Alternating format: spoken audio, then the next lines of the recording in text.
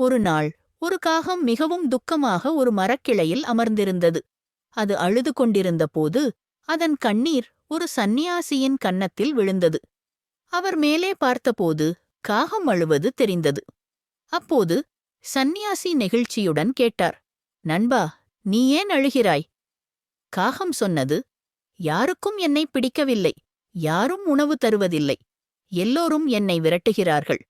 என் வாழ்க்கை வெறுக்கத்தக்கதாக உள்ளது. இதைவிட இறப்பே மேல்.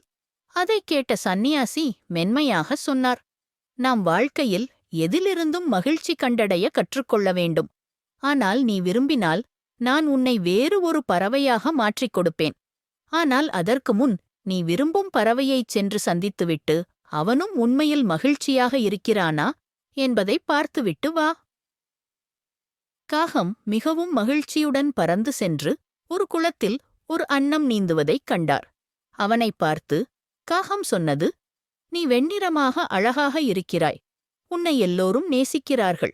நிச்சயமாக நீ உலகின் மிகவும் மகிழ்ச்சியான பறவையாக இருக்க வேண்டும். அன்னம் சோகமாக சொன்னது, இல்லை நண்பா, நான் மகிழ்ச்சியாக இல்லையே. நான் வெறும் வெண்மை நிறம்தான்.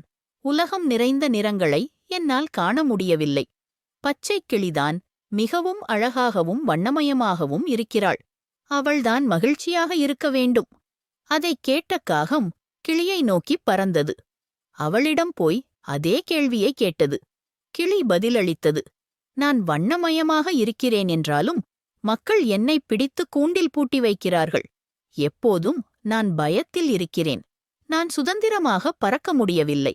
மயில்தான் மிகவும் அழகானதும் மகிழ்ச்சியானதும்.